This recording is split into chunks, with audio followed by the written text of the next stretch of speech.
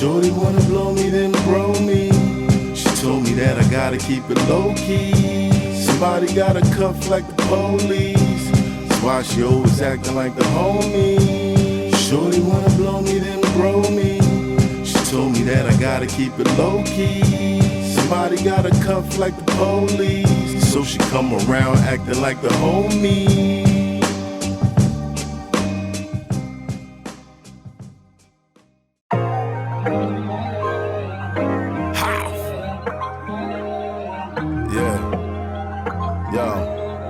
I just want to get right to it. Look.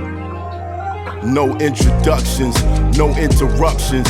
When I roll into functions, just know that it's tucked in, like I wore a tuxin. Say hello to Justin. Justin for making something out of nothing. Mama told me I'm a star. Them haters said I wasn't. Now I'm looking at a muggin' from a V-dozen shrugging. Feeling like McLovin, I'm becoming a conundrum. These dum-dums forgot where I come from. There's nothing that we run from. BK, niggas know the status. Got like 2 spots in the top 3 rappers.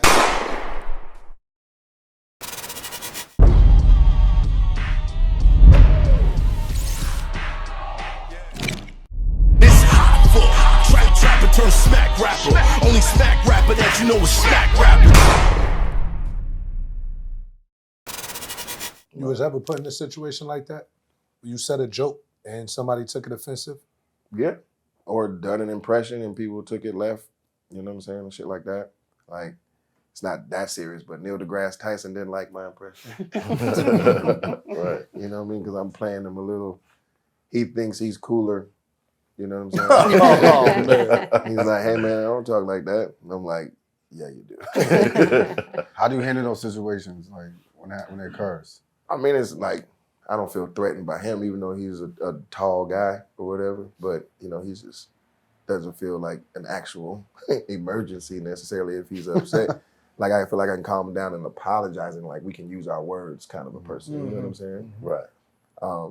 But, you know, going back and forth, like, this wasn't like an impression, but this was like a accidental, like, in the moment kind of disagreement for a moment, going back and forth with Mike Tyson over the N-word, you know what I'm saying? And like his perspective on that was really bothering me, so I had to speak on it.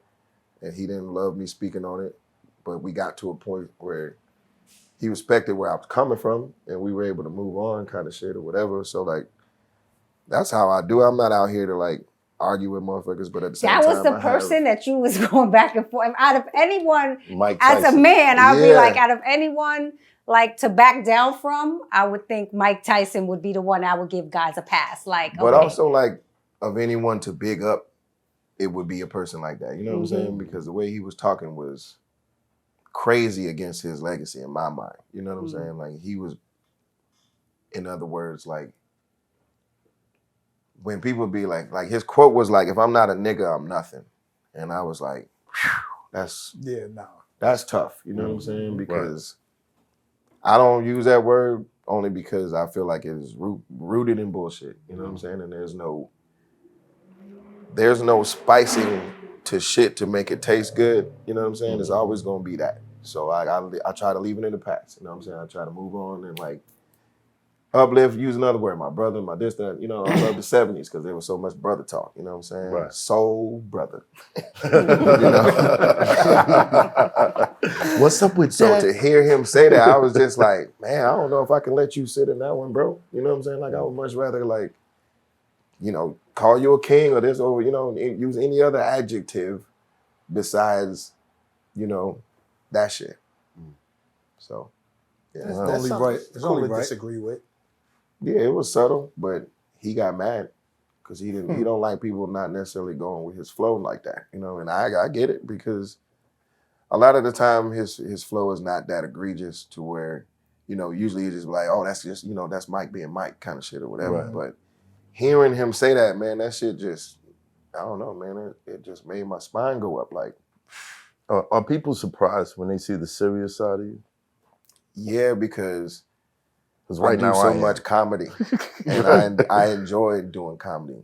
But at the same time, like, my personality has always been what it is. I'm a Taurus, and like, you know, I'm a black man in America. You know what I'm saying? Yeah. So like, it just, you know, I had wake up calls early, you know, especially like growing up in the South. Like I said, like, you know, I remember becoming conscious, like, it's different in New York because I feel like a lot of the rap from up here is all conscious, you know what I'm saying? A lot of knowledgeable from the beginning, you know what I'm saying? A lot of people, you know, throwing out knowledge of self, roots, consciousness, growth, youth.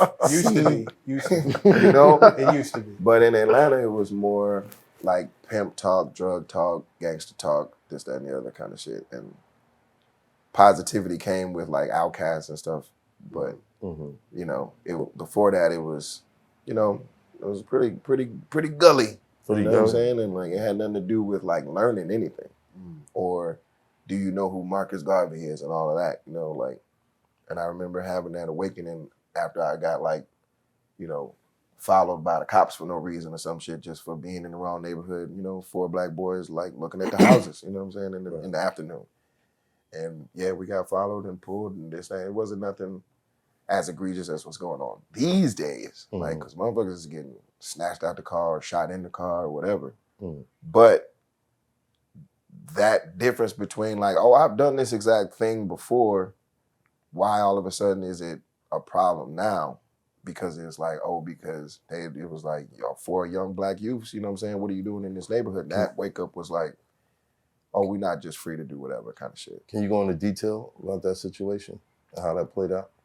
Now, like I said, like they followed us. Like I don't think they pulled us over, but I remember them like intimidatingly following us around, you know what I'm saying? Until we like left the neighborhood and like got on the highway and shit. Was there any name calling? No, I don't think it was an interaction with them at all. You know what I'm saying? I just noticed them because, and you know, it wasn't that big of a wake up call. Like, of course I've heard of racism, you know what I'm saying? Being racially profiled and this, that, and the other. It had just never happened to me personally like that. You know what I'm saying? To where I was driving around and then I was being followed by the police to where it seemed like I wasn't welcome. You know what I'm saying? Right. And like, you know, Atlanta had its history, but in the 80s and 90s, Atlanta seemed like it was trying to grow out of that. You know what I'm saying? And like trying to like distance itself from that. It's like, yeah, the haves and y'all over here and we over there, but that's just how it's been established. Everybody goes to the Braves game. You know what I'm saying? Everybody goes to the Hawks game. Everybody, like I said, those sports down there, I think are, you know, kind of like equalizers. They're equalizers, exactly. That's why everybody fucks with it so heavy. I think it's weird to try to explain to somebody that the presence of the cops alone can feel so ominous, like on your back. They're just, on the surface, you try to tell somebody that story, it sounds benign. It sounds like nothing. Right. Cops were there. And, hey, I felt safe. Hey, the cops they just escorted us through the neighborhood, but it doesn't feel like that. Yeah, because that's not what they do. Like everybody knows cops don't just escort people through the neighborhood. You know, they come to like protect and serve, like serve. You know what I'm saying? So like, unless you got $20 and you're in DR. Right. Yeah. Crazy. You know what I'm saying? They need a police escort. I don't know what just happened. I'm just saying, you need an escort. That's what it takes. On the other side of that, there's a popular argument happening now where you hear certain correspondents saying that black men at a certain financial level are immune to racism. Like you can't be racially discriminated against, or racism is no longer your issue because you've made X amount of dollars, i.e. LeBron James. LeBron James doesn't deal with racism anymore because he's so rich. That's not true. You're taking a shot at Candace Owens right now? His whole house, his house got spray painted up. She's not the only person who said that. That's why I'm not naming I'm just saying, call out if you're going to do it. She's not the only person who said it. Lil Wayne. Lil Wayne said it.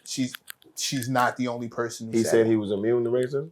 I doubt that. No. That he wasn't. That he just never dealt with it. He doesn't. He said He's that? never experienced it. Go Google his Black Lives Matter response. Remember, I didn't see that. Yeah, you understand. A white man has saved his life when he almost died. Right. I remember that. His perspective is just a little bit It's a little bit different. Yeah. Oh, I didn't know that. The black officer stepped over him. The white officer stopped and helped him. I'm not black, I'm OJ. I'm just saying.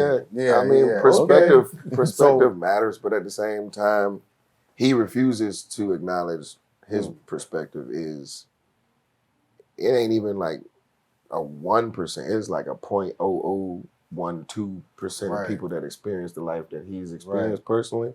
And I get it. Like, just because there are good whites doesn't mean that there's not bad whites. Right.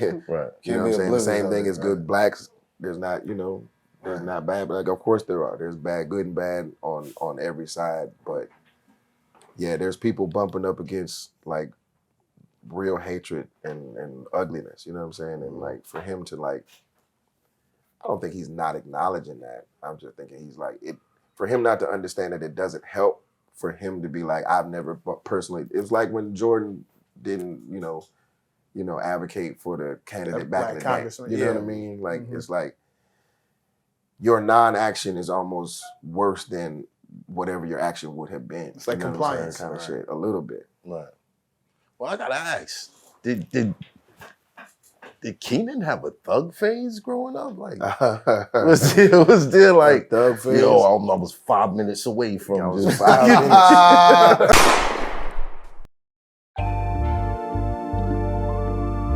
Philly, BEATZ. I mean, y'all hearing what I'm hearing. You know what I'm saying? Take a lot for a nigga to get inspired, man.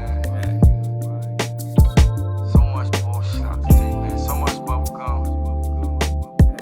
You know what I'm saying? I be having to get the urge to get in this bitch, man. Sometimes you gotta let that thing ride, man. You know what I mean? Rushing this shit. It's like waking up sluggish from a long night after they go to the gym.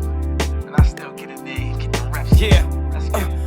Rolling woods in my neck of the keeper, Eckler, and my ethic is catch a move. You kill the editor, bully the bullies, prey on the predator, smoke that premium. Niggas ain't regular, get it and whipping and flipping, accelerator. Lecture sliding through in the Tesla, handle the rock like the professor. Felt the pressure for the lesser, everything coming together. So relentless, more endeavors, hustling more than ever. Better get yours together, fucking them whores together. Catching you and your boys together. Good connection with God, put you and the Lord together. Heaven gates, nigga.